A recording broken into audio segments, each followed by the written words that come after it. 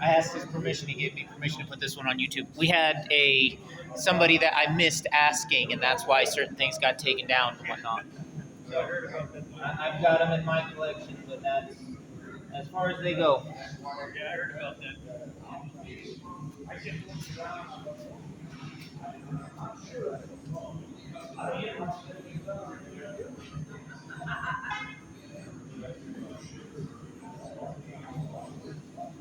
Good morning, New Mexico Artists Blacksmith Association. Welcome to our October meeting. We have a great demonstration for you today, making a knife out of one single piece. Before we get into that, we've got our usual turn things. First of all, thank you to everyone that came and supported us at the state fair. We had a very successful event. We had some great people that were willing to show up and set up, great people that were willing to show up and tear down, and we had a great number of demonstrators and people that were willing to work the event the entire time. Thank you very much to all of those who were willing to give us their time and efforts at the state fair. We really do appreciate it. As always, we hope that it will lead to a greater increase in recruitment and retention, since it gets us a chance to show this art off to a lot of youth as they're going through that FFA area. As a reminder and a slow ball pitch, the same thing should be happening next year. So please consider preparing and joining us at next year's state fair. Remember, if you are a member and you do have items, you can send them out to sell. We do not or cannot sell weapons or really sharp objects at the fair. So keep that in mind. No swords, no axes, no knives, even though we get plenty of requests for that. Speaking of which, I have been told we have contact information for somebody that wanted to get a short sword commissioned. I don't know if we've got the prices on that, but if we have somebody that wants to take on that task, please see our treasurer, since he was kind enough to take all of the different contact information throughout the fair. Once again, we had plenty of interest in things like brands. So if you are able or capable of making brands, please make sure to speak out about that for next year. We get that question all the time, especially whether they're decorative or fully functional brands, etc., etc. But you'll know your own liability on that if you're willing to take that on. We also had a couple of requests for a couple of small, unique items. Remember, if you're open to commission work, please make sure we have your contact information so that if we have somebody, we can set that out. Otherwise, we just tell them to give us their contact information and their budget, and we try and send it out via email to everyone in the club. So if you're interested in that kind of commission work, please make sure to let us know. Speaking of which, we are transitioning. We're coming up to the end of the year. Remember, please join up. Please pay your dues. Please use the website if at all possible, just because it's easier to track that way. But feel free to join us if you have any questions about your membership or your contact information. Once again, you can see our treasurer back there. He's wearing bright yellow today, so he'll be easy to find. Speaking of next year, we're coming to the end of this year. We have demonstrators planned all the way through to December. We don't know what we're going to have demonstrated in December because we kind of let Rob decide what he wants to teach. It's usually our most attended meeting is our December meeting, but yes. Well, I talked to Rob maybe last week, and he's asking for suggestions of what to teach. Big suggestions, small suggestions. Yeah, so just okay, so if you got an idea on what you want Rob Gunther to lecture about or demonstrate on, please speak up. I know that I really enjoyed his Black Delicious Apples, where he took a solid pipe and made it into a beautiful apple. His Rose class was fantastic, where he stood up here and answered questions on a bunch of small topics, except for titanium hammers. It was a fantastic demonstration. Maybe not so much on Super Quench. We've had that demo about, that lecture about 4 or 5 times, and he's commented on it. He'll probably still lecture on it because those questions always come up. But still, if you have suggestions, either get them to us, email them to us, let's try and give him a plethora of options so that he can come and teach us whatever it is we want to learn and he's willing to teach us. I know for a fact there's been some chatter with him over the years about trying to use, sorry if I'm making an assumption here, how to source usable material, whether it's from springs, car parts, I'm trying to remember the drive shafts for making hammers, the variety of things that you could potentially find in a scrapyard if you can get into a scrapyard and how to do that. He is a wealth of knowledge on that topic. However, it is an advanced topic that he's not sure everyone would be interested in. So if we can gauge enough interest in that topic, maybe we can get him to talk on scrap steel and the ability to use that. But he's a world-class demonstrator. He's a great member of this club, and we love having him. So the more ideas we have to keep it fresh and different for him, the better it is. So please, get us those ideas for December, and get us your ideas for next year.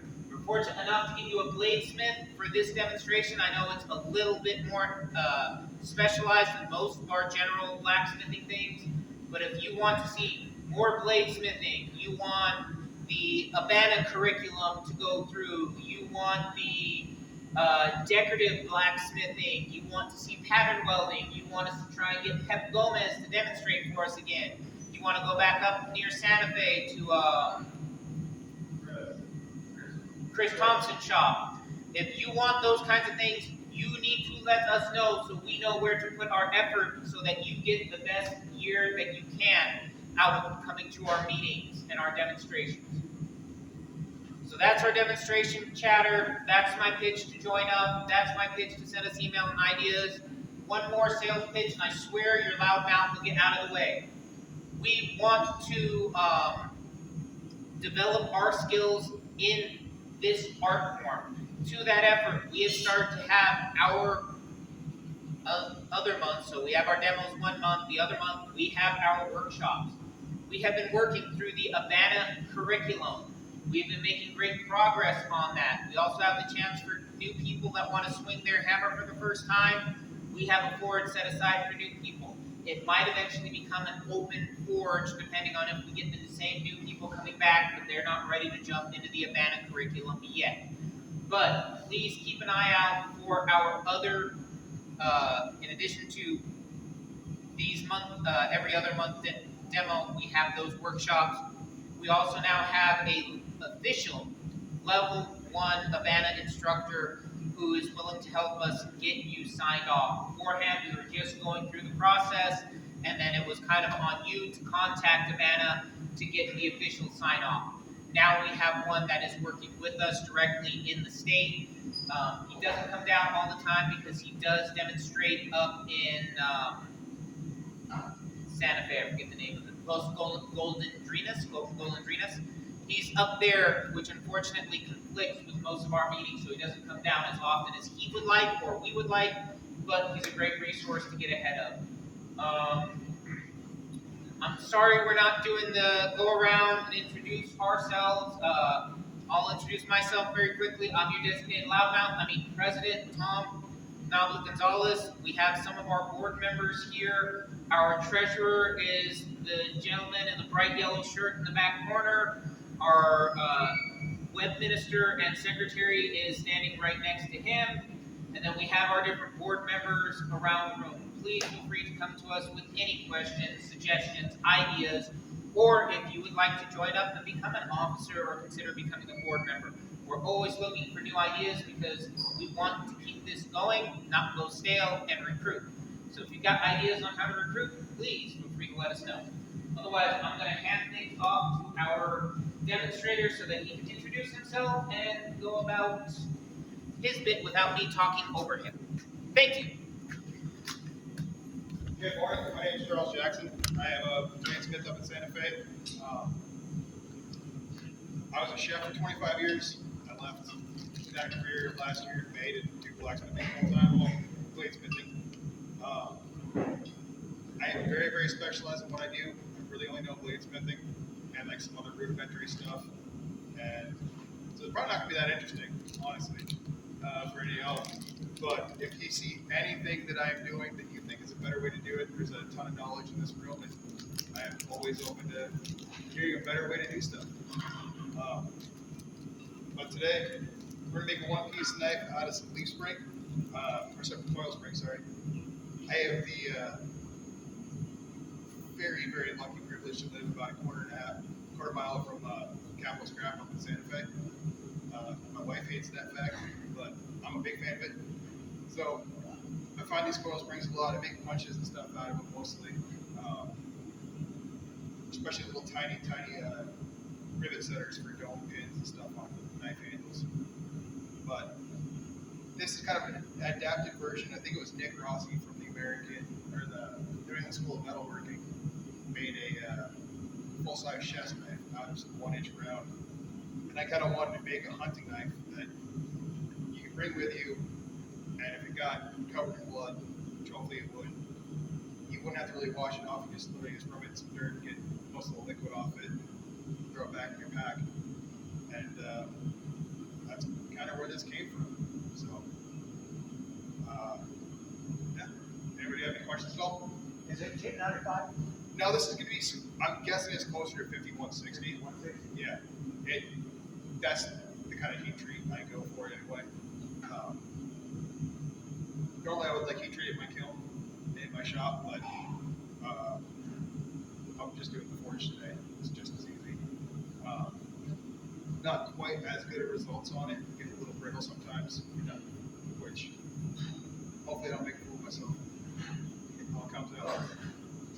But so the first thing I try to do is I try to just make sure there's enough room for a hand, and then a couple inches for the blade, and straighten it out, flatten it out a little bit, just get it so it's not quite as round. And then before I get a shoulder, kind of fuller out that the length of the blade, get the tip formed out, form the heel especially, that's kind of the trickier part. And then just finish up the geometry, and then I'll get the handle all forged out, I'll fuller in some grooves into there, kind of cut down on some weight, get that metal to expand a bit, so it's a bit more comfortable for a human hand. But, any other questions at all? When you're looking at since you're saying you're going through a scrap yard, Yeah. what are you looking at before you decide whether to take or leave a coil spring kind of thing? Just as long as they're not super thrashed. Like if I can see any visible cracks in them, I just usually leave them. This one was covered in some paint, so it looked like it was fairly modern. And it didn't have any cracks, so that's why I picked up that one. I think it was like $4 for the whole thing, and I've had it for about 3 years. Do you spark test it when you get home, or did you spark test that one when you got home? Yeah, I just spark tested on my belt sander on like a 60 grit. It's definitely high carbon. And if I'm looking for leaf springs, I'll kind of do the same thing, just kind of double check. A lot of times I get given leaf springs by people, and I'm honestly too polite to say no, I don't want it. And those can be a bit trickier because those have so much more stress on them moderately that there's always cracks in there, and I just kind of stop using those. Unless it's for, if I'm making a tomahawk, I'll do the outside.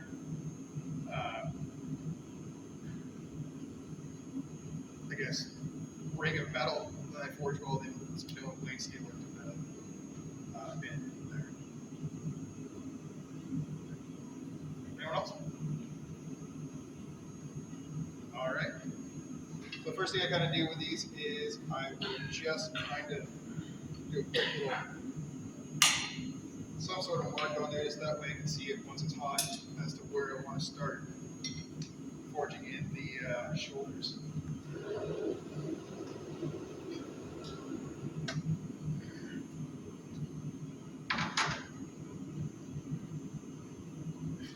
Yeah.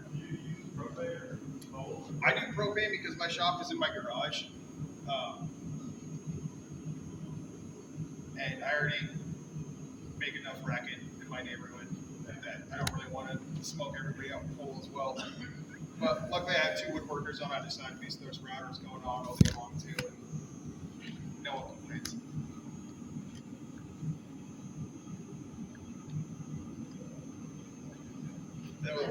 you were. That was Was that- University in Santa Fe got more in coal a few years back. And it came up, I guess, the decision was that you do blacksmithing in burn coal, but you can't teach your house. Yeah. A friend of mine's a bladesmith up there named Shahan Pearl, and he uses a lot of coke and charcoal for his stuff. But he's in the industrial part of the neighborhood, so it's a little bit more acceptable. Did you make your toast? That, I believe, Jeff's over there. Jeff McIntosh brought that in for me. So, what kind of tooling do you have? You have a propane forge. So a propane forge, you have a decent, like 200-pound anvil, 12-ton hydraulic press from coal, and that's generally what I use instead of the guillotine to get all my folders and stuff in. A couple foldering dies for that I use. I'm picking up a power hammer at the end of the month, so it's a pretty serviceable shop, even though it's just in my garage. A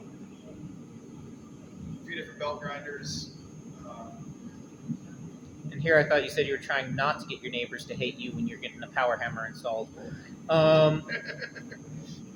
Luckily, they're all very, very, very cool. If somebody wanted to get started bladesmithing, since you said you specialize in that, so Yeah.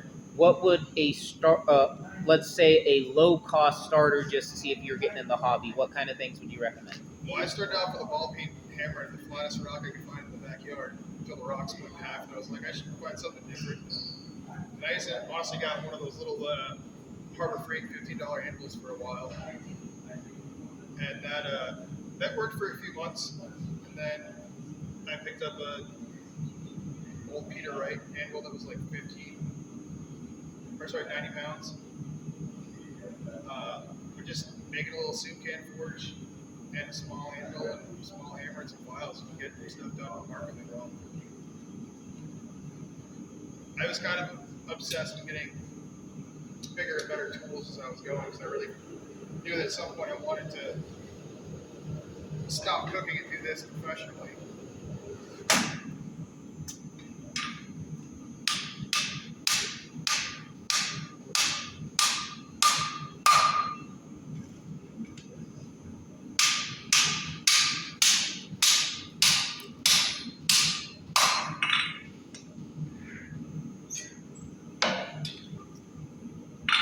And luckily we have gray matter tools up in Santa Fe. And Bruce has a fair amount of blacksmithing equipment up there and smaller tools.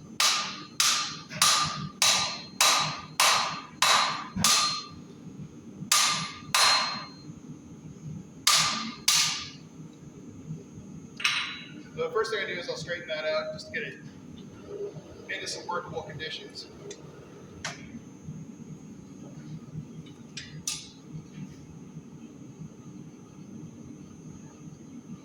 So gray matter tools, what do they? I'm not familiar with them, but they're on Baca Street in Santa Fe if you're ever up there. Wednesday through Saturday. But they have all manner of antique tools, hand tools, woodworking tools, smithing tools, and just some weird shit in there in general. That's where I got my first, well, both my anvils actually. A fair amount of my tongs, because before, like I said, I'm very, very specialized. I have only made a few pairs of tongs, and they are up there in a barrel full of smashed assholes, so they gotta work.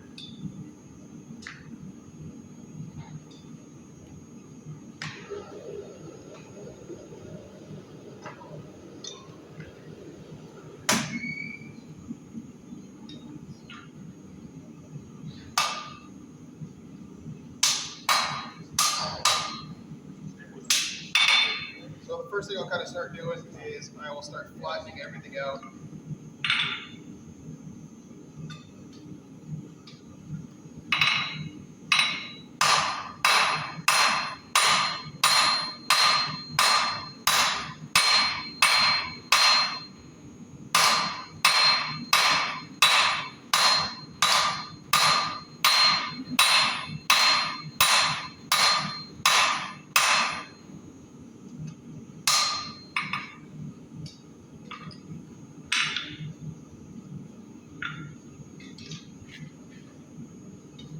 And the nice thing about starting out with a round stock, especially for this, is as you flatten it out, those rounded edges make a very comfortable handle.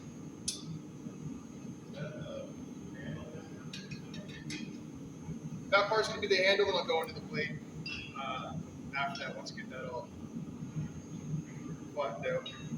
Was that first hit just to reset that mark that you'd set earlier on, just so that you could keep track of it? Okay. Thank you.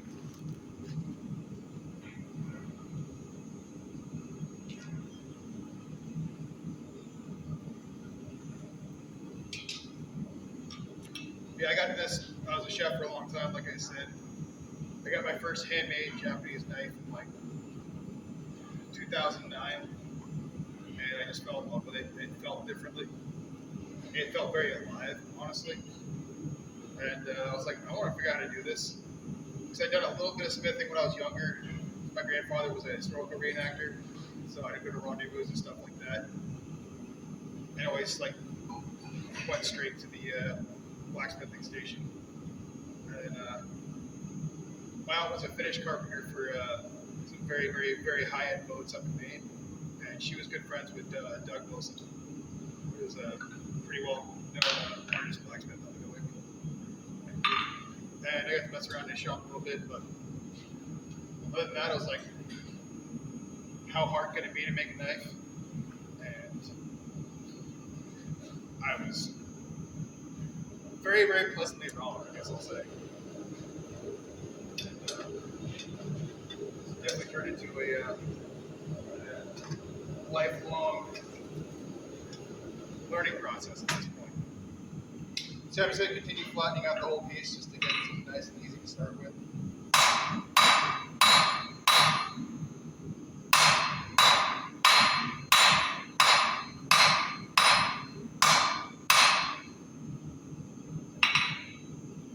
Then I'm going to just kind of start forging at the tip of the knife just to get that kind of established.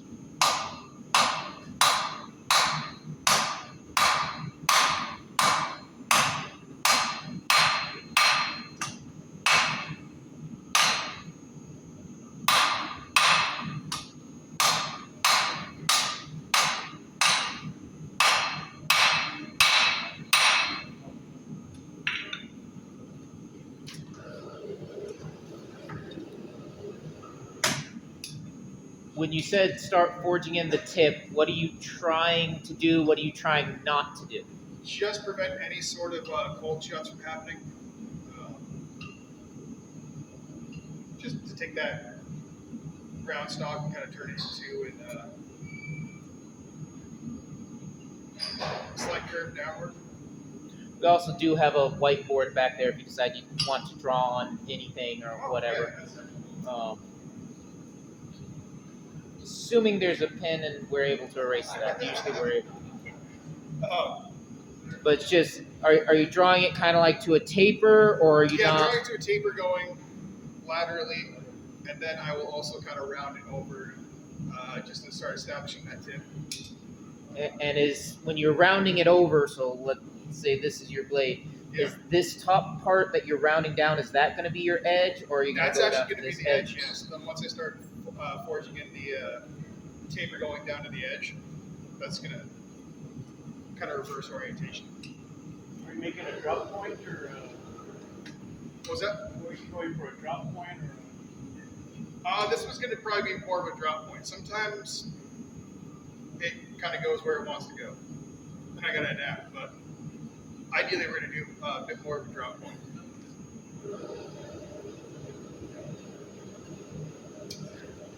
Sometimes they end up being somewhat of a spear point, but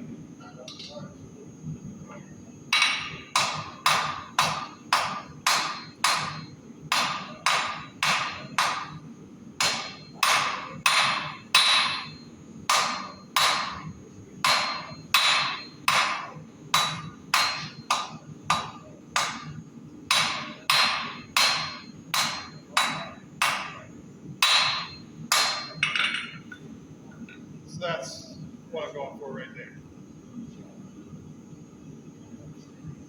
And then I'll just kind of double check and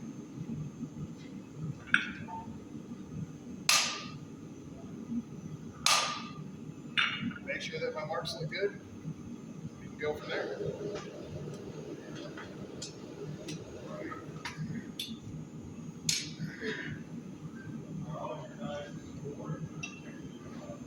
I do all mine forged. Luckily, now that I have the hydraulic press, it's a lot easier.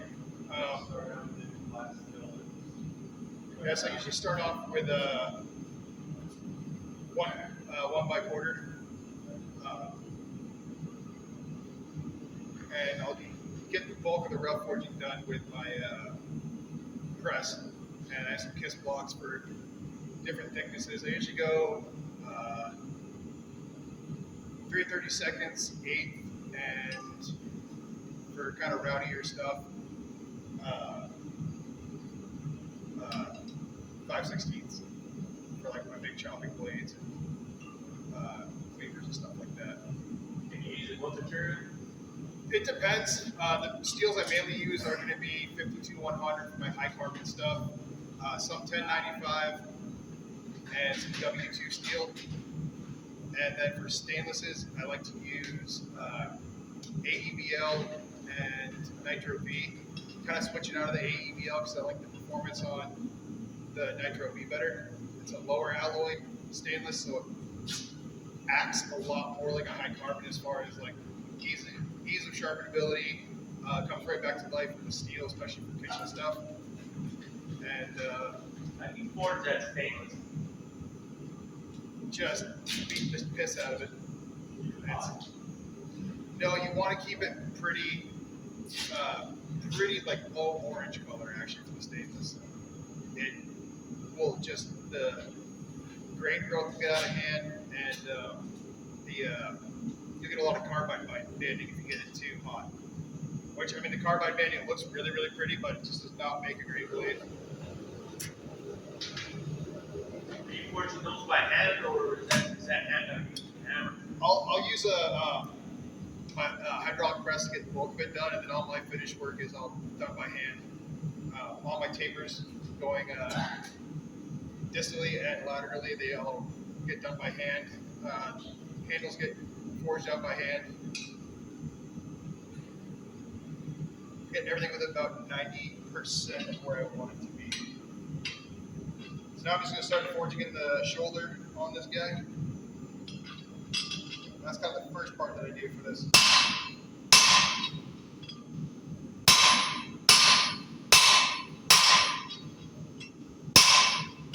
I'm only going to get to about 2/3 of the thickness that I want. So that's probably about a 1/2 inch or so. And I've got that down to about a 1/3 inch right there. Just to minimize any sort of cold shuts on that.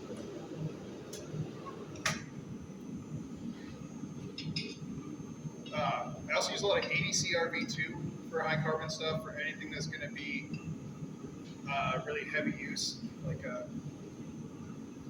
these guys, the pocket cleaver that I make, these are my best sellers. And I make these in 80 CRV2. And you can. That's a stainless? No, it's a high carbon. It's actually the base metal for it, or base chemical composition that they used for it was 5160, which is generally what the leaf spring stuff is, but they added a lot more chromium for some corrosion resistance and some vanadium just to really keep that grain structure tight and make it just tough as coffin nails. I love it. It's if you're doing any sort of like camp choppers or like big kukri knives, it's what I use for that. Also makes great bits for axes too.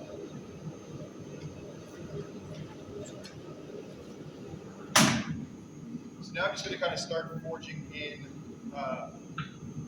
or thinning down the part that's going to become the blade.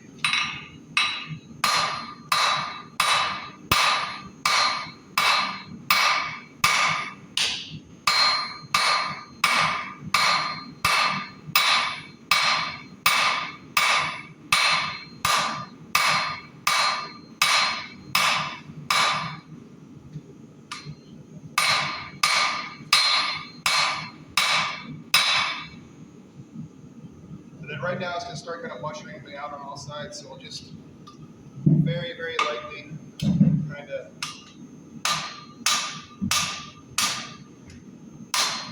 start angling bending that blade downward towards the edge.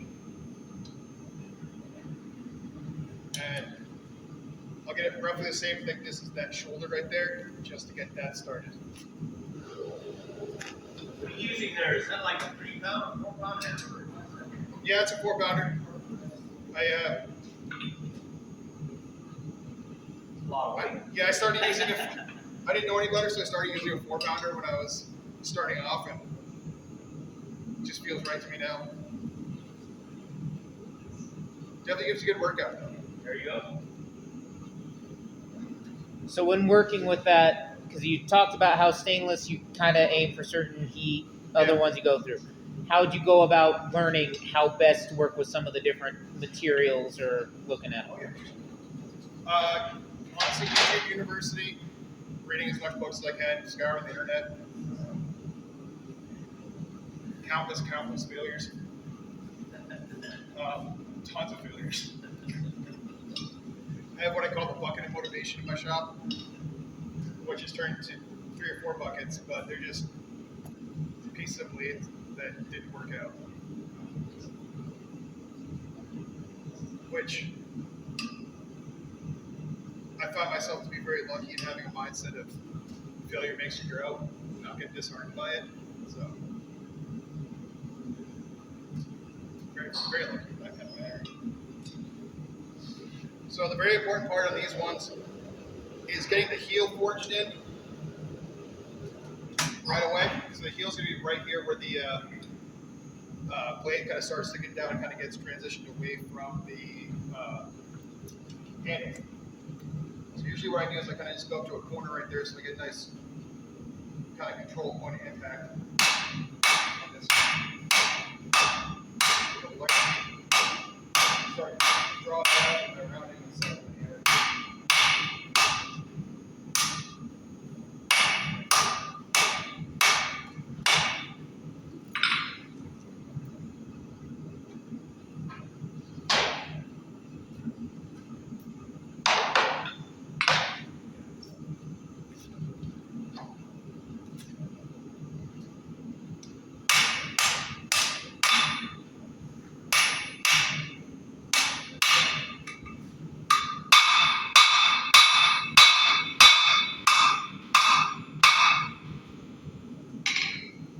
So you can see that heel's already starting to kind of come together there. And that's the part where I used to fail incredibly bad at on these ones. It took me a while to kind of realize that. So hold on, before you, can you do me a favor and walk and just let some of the people see that a bit closer? Because that's something that's taken quite a few people to understand, both head-on and rotating sides, so that they can see how it's thinned out in that area to draw out what you're talking about. Because it takes a bit for people that don't do knife making to understand kind of what it is you're targeting up there. So you see it's already starting to become a knife-shaped object pretty quick. So you're doing that on the portion in front of where you do the shoulder? Yeah. Just off the shoulder, yeah. And if you were paying attention, he did that on the corner to really isolate where it was that he was hitting and spreading it, both using a bit of the horn and the rounding part of his hammer to get that. And it's some of the bladesmiths I've talked to have pointed out that is a very crucial thing to help get the shape and help the flow go through.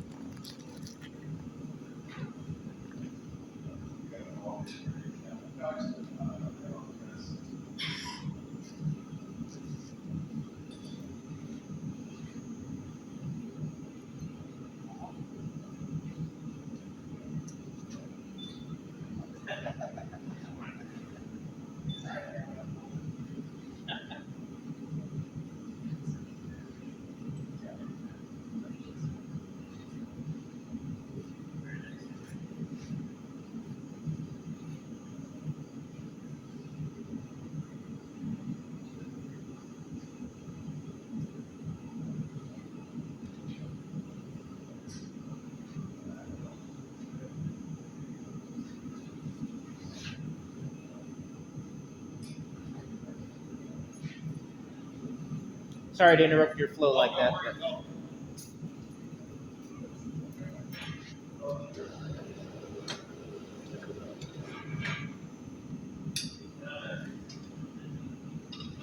that actually takes a couple heats to get that really well established. But You can see ice like that very well. so it's square it up, start working the point, Yeah. make your shoulder, then go in and start refining this area to help set that. Yeah.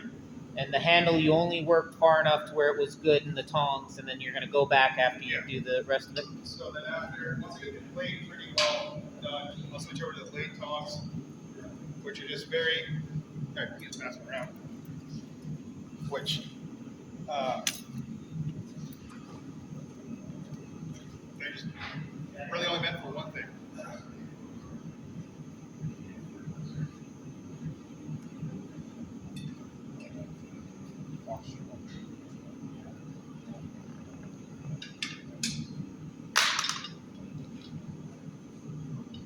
I know it wasn't my fault.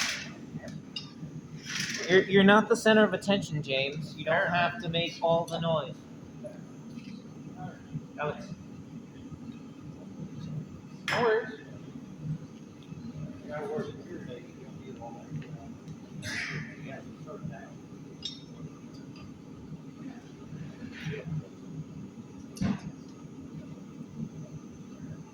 I'll translate on Did you say you made those? I didn't make those ones there. I modeled them identically after some ones I had purchased before from a guy up in Michigan. Did them exactly the way he makes them. So I kind of feel bad ripping them off, but at the same time. How would you choose both the sizes for how big the jaws are that way, as well as how big? 'Cause you said you make you customize them, and you talk about choppers, axe heads. So those ones there can go from, I've done 3-inch blades with them, like down to like 1.5 inch. I have another one that's meant for really smaller ones, and with those two, I kind of get everything done. And then I got a couple of bigger box jaw tongs I'll do for like really rowdy work.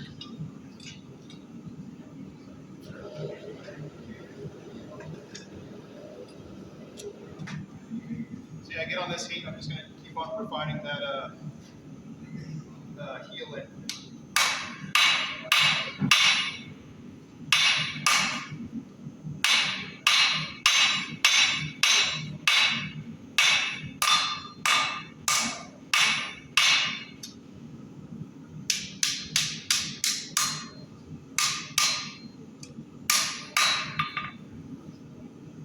I'll bring that down to about 1/8 of an inch, just so I don't develop any cold shuts forging in the rest of the blade.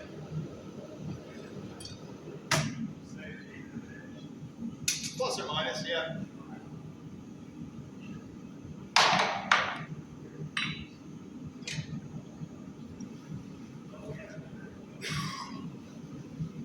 Do you have a favorite corner to work on, or a favorite anvil corner to work on at home? I do, yeah. It's I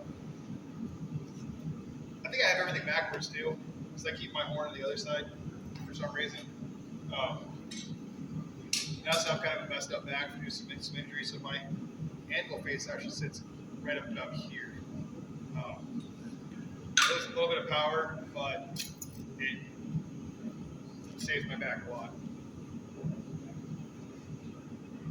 I tried the whole keeping it right at your knuckle height for a while, and that just was a little bit too excruciating.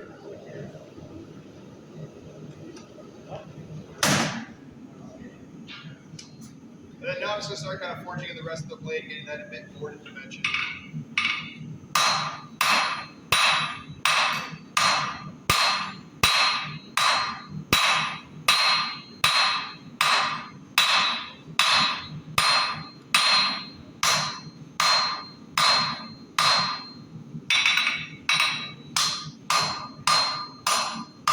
Then I'll just keep everything all nice and straight.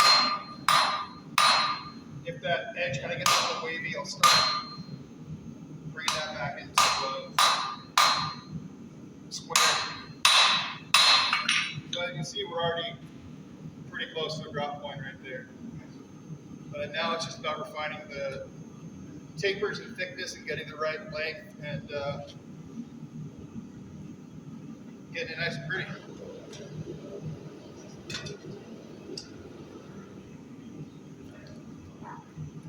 So speaking of corners and right spots to do things, how are your edges on your anvils, or how do you like your edges? The edges on my anvil, I really lucked out when I got mine. It's like a old American rod. It's a 210 pounder, and other than like some pitting on the face, it is in immaculate shape. Um, it does have a round spot up towards the horn on either side, and then there's clean edges in the back. So I'll use both depending on what I'm making.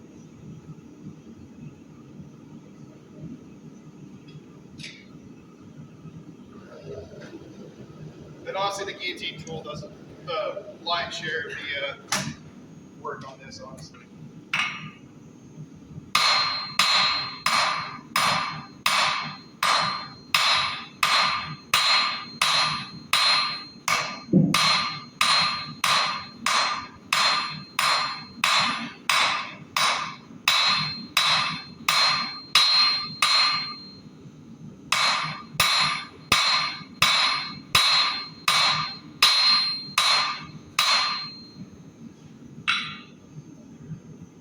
So that's the edge on that's about just about an 1/8 inch thick.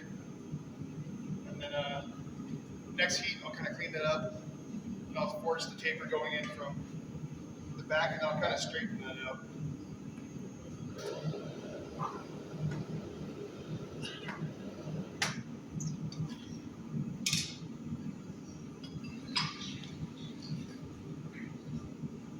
Out of shape now that I got the press. Or you're also a good foot lower than what you usually are, so that's Yeah, probably changing your Yeah. swing.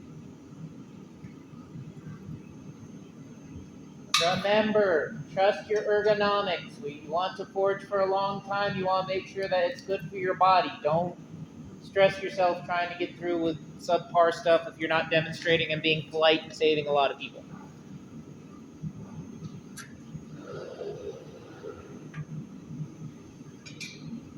Yeah, I tried to tough it through a lot of stuff when I first started out, and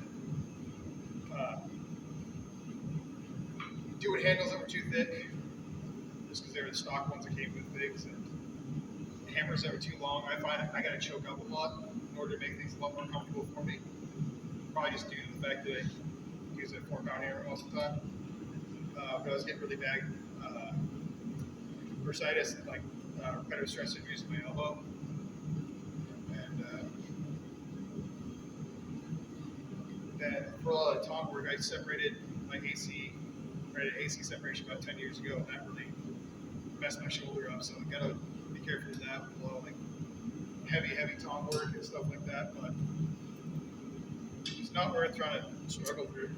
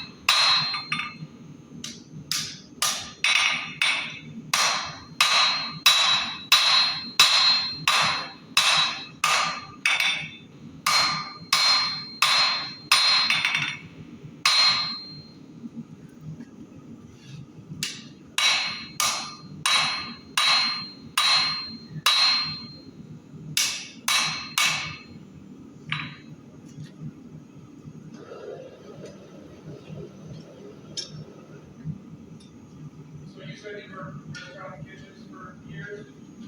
How Yeah. much do you see the actual use of the tools change the way your blade shapes work?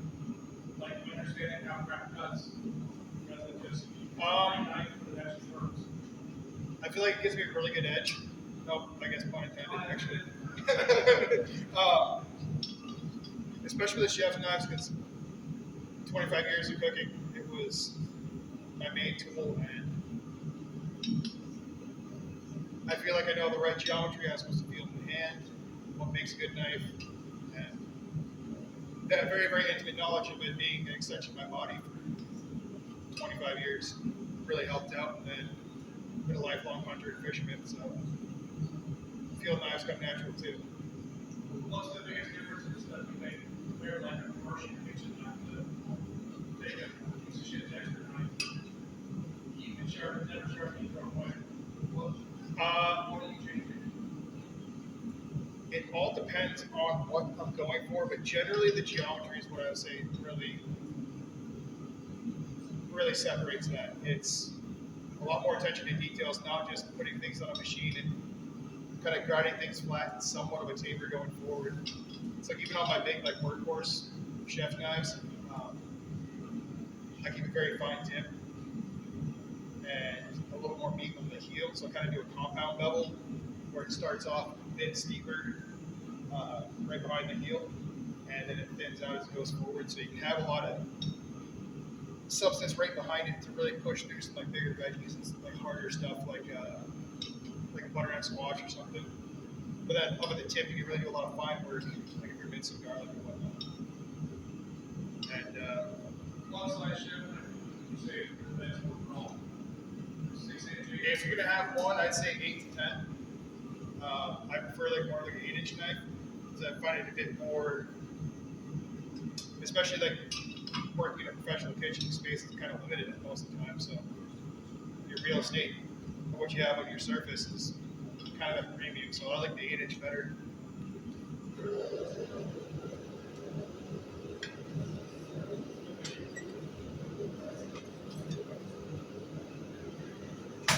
So you can see we're already pretty well there as far as the blade goes. Just gonna kind of clean that up. Get that tip working down again. I kind of clean up this edge. So like this is a pretty good example of like sometimes the piece dictates it. Like there's already a bit of a clip point started there, so I might make this into a little tiny clip point buoy just to kind of make myself out life easier. And instead of spending 10 minutes trying to chase that the right shape, we might as well get something that's already like halfway done and just accentuate it. Because I use Parks 50 at home. I didn't think about Parks I think I saw some question on the back, but the Parks 50 works great. You get a long life out of it. No, most of the time I use known steel now. I buy everything from New Jersey Steel Baron. I used to buy it off of this place just north of Chicago called Admiral Steel, but they kind of stopped carrying a lot of the specialty blade steels. They just kind of circulating through backstock right now. The New Jersey Steel Baron company, they have everything you can want as far as blades, but that's kind of what they exclusively focus on. But so it's already kind of get that clip point right there, so I'm going to kind of take this up over to find a piece of the horn that kind of matches where I want. And start bringing that into it.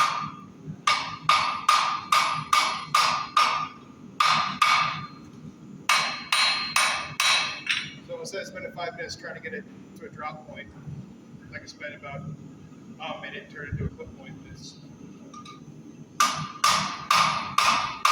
little bit different, but works just as well.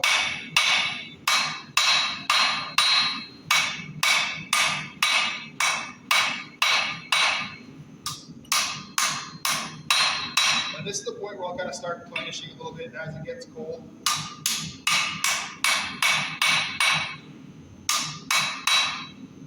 Right when it stops being kind of like a nice dull cherry, I'll stop replenishing because I don't really want to introduce too much more stress into it.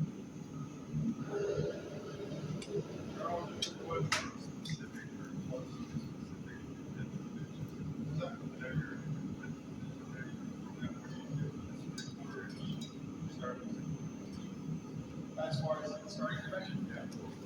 Yeah, it was probably about 3/4 inch.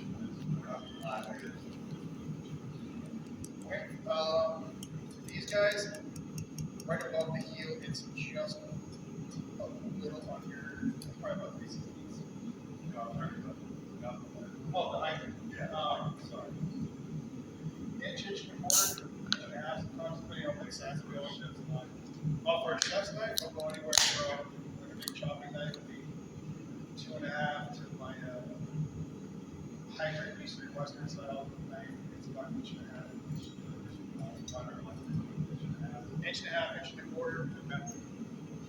For like a little trout and bird knife, it'd go about an inch.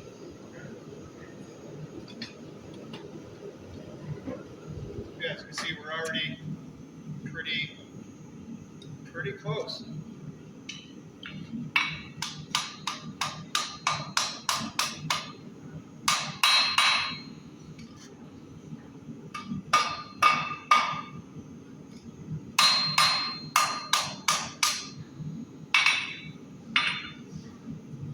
Then I'll just kind of come in and just make sure we got a good definition on that shoulder.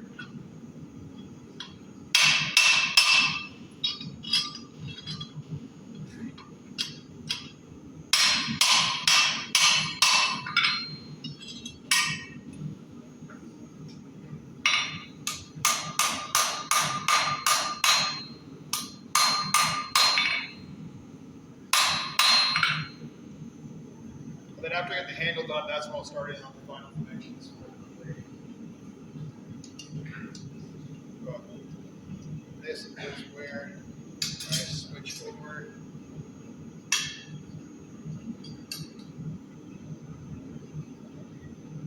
These guys.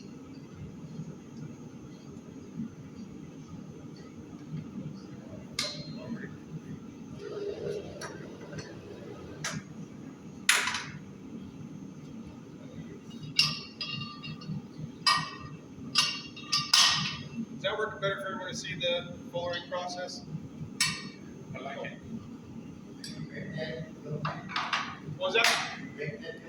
No, it's Jeff's. You make it? Where'd you get it, Jeff? I made it. Good You made it? I've got a pattern I can bring in. C shape with a crank. I've got a pattern I can bring in to make it off. All of that, I think, I want a lot of the gifting tools you see don't have a lot of depth to them. Since I was doing a lot more work at that time making hammerheads, I wanted more room behind the tool. You know, to get the face of a hammerhead, both directions, just one draw of cheese and two make a floor around the head. Like, so now our game is all about.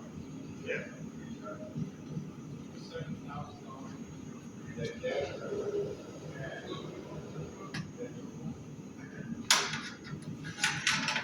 And the dies are just mild steel. I've been meaning to run through some equation, but I haven't. Pretty much you're not looking for half one two is cheap. Yeah. Half one two. That's great. That's pointed at direction. Oh, I'm sorry, what was that? The reason the horn is pointed that direction is Yes. Jeff uses a lot of articles. He doesn't like to take them out of the party or he doesn't put it in something. Gotcha. Yeah, you can leave your cutoff. It was already not very much on the finger. That makes sense. Yeah, I think it's going to be seven. Keep it there.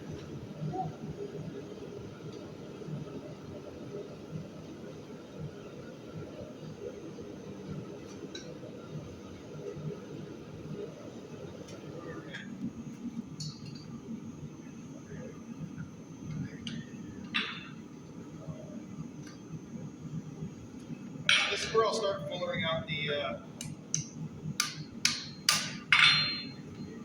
some grooves onto the handle, so that way we get a little more weight and make it a bit more comfortable in the hand.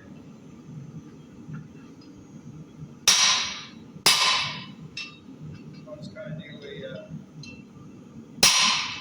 initial kind of length of that.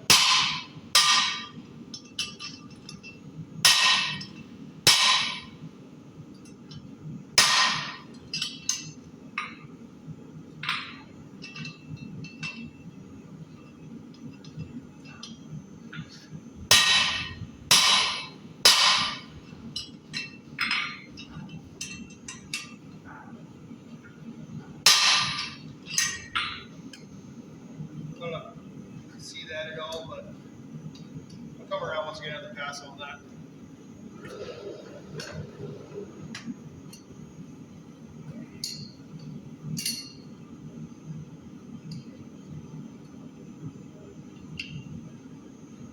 So for that crew, you shoot for like midway down stock. I go all the way down the handle. I mean, the round part, is it like above the center part of it, or is it like out the side of it? The height direction. straight down the middle, yeah. So I'll get that kind of shaped out, just a nice groove going down the center, and then to get a little bit of a palm swell, I'll focus right in the middle a little bit, and then a little swell down at the butt end too.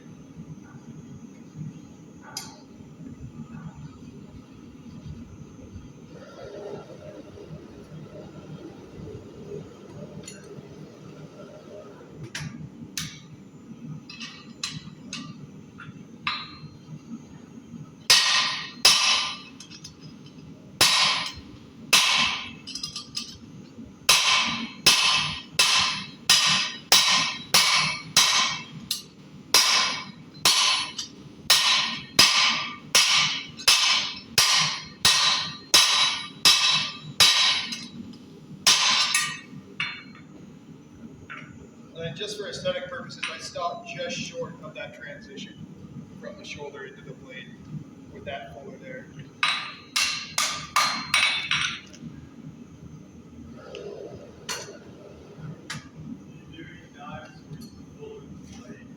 I haven't yet, no. I do everything with root to forge finish, so I don't polish the blade in its entirety. So there's some, like especially if I'm starting off with a stock that isn't as wide, I need like a much taller blade. I'll keep those fuller marks, especially towards the top, so it kind of looks almost like fragmented blade grooves, I guess you could kind of say. I haven't gotten into sword making yet. I've made some knives that border on short swords. Made a Roman gladius once. That How long is it going to take to build the board for sword, right? I lucked out and I found one that's a 2-foot forge at the scrapyard. It was a 4-burner forge. And I was just sitting there one day, made entirely out of the what's the fire brick that can like withstand the flux. It's entirely made out of those bricks. They're all welded frame. How long does it take to heat? Is it the hard fire brick that takes forever to heat up, or It's the pretty hard stuff. That's like it's the hard stuff that takes a while to heat up, but it keeps its temp and then it's got that good coating on it to takes prevent. about 5 minutes for that to heat up, especially if I have all 4 burners going. That's probably why it needed all 4 burners, just to be able to get it to that. Now, you did talk about axe making earlier, and you talked about bits. So do you forge weld your bits into those? I do forge weld my bits into there. Even if I'm making like a Damascus knife, I like having a mono steel edge. It just, the predictability of it, the cleanliness of it. Because even with like 1095 and 15N20, which are pretty typical Damascus steels, they're still just a little bit off. And I don't like that kind of sawtooth edge you get. I like a much cleaner edge, so I usually throw in 52-100 core into all the stuff that I do if I'm doing Damascus. So how's your setup, or how's your forge set up for that? Because I don't think you're using that 4 burner one for that. But I do actually. You do? I close off my backside of that burner, and I use the first 3 burners. There's a hot spot right where that 3rd one is, just off to the other side. That you can start to build it about that big. Get that all forge welded up. Top or side? How do the burners come in? They come in right from the top. Right from the top? Yeah. And it was definitely a very, very, very homemade forge. I had to do a lot of work to get the burners kind of working right, because they didn't count. I forget what the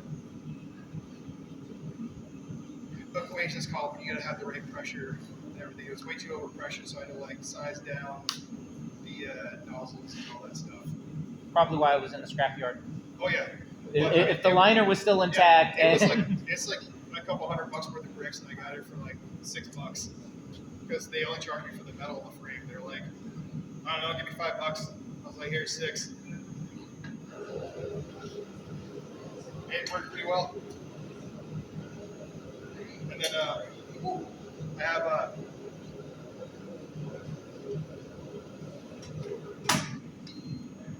I just picked up a Whisper Mama forge from a lady who saw me at the farmer's market where I did knife sharpening. She asked me if I wanted to trade that for some knife sharpening. And I was like, absolutely I do. You have free knife sharpening for the rest of your life now.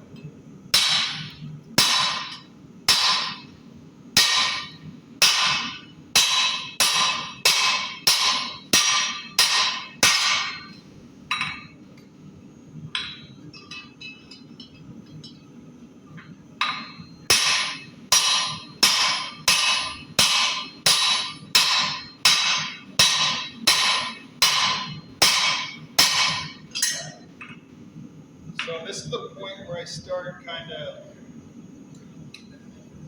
really paying attention to what this handle's doing, seeing where I need to make corrections as to what I want. And for some reason with a lot of these ones, I kind of just let the project dictate itself. It's a lot easier on these ones to do that than Explain why you're making that piece again. just to widen the handle out a bit, because otherwise you're working with a handle that big, it's just very awkward and kind of clumsy in your hand. And as you forward that out to you get a very clean blade alignment with the handle. So like if you are elbow deep inside of an elk and you're trying to cut the esophagus, you know like the handle lines up directly with the blade.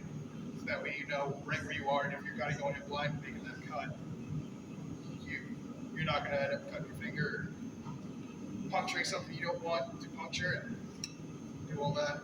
And it makes it just perform a lot better.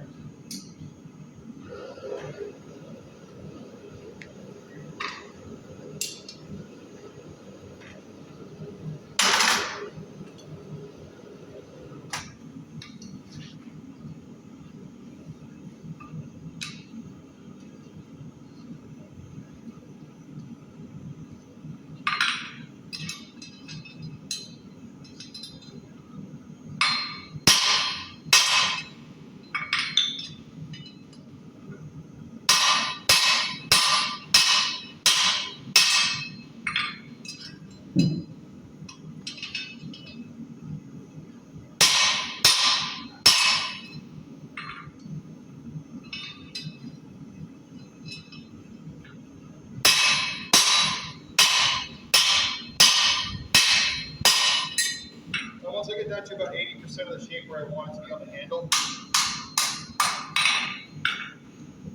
I'll start focusing it right in the middle here. Well, just probably about 2/3 of the way down the handle, or 1/3 of the way down. And I'll start forming a bit of a palm swell just to make it very comfortable.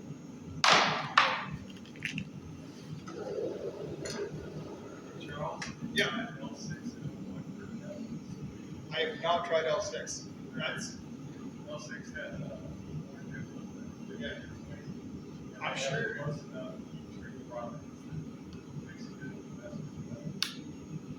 So I was given a section of bandsaw blade from an old sawmill in Toledo. And I'm pretty sure that is L6. It rusts a bit more than 15-20, but it still etches very clean. Yeah.